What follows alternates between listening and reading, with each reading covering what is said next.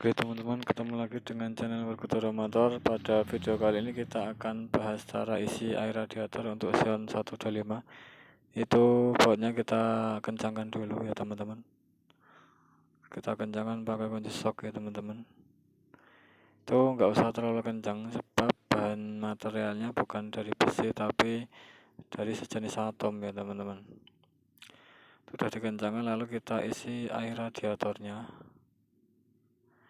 Awas tumpah, ini sebabnya dia tidak ada 1 liter dia.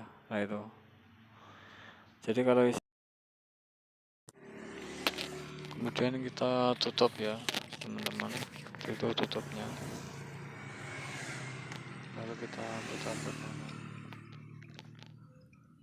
putar ke kanan, tutupnya ya. Tadi udah diisi, maaf tadi videonya kepotong karena yang kemarin video durasinya pendek.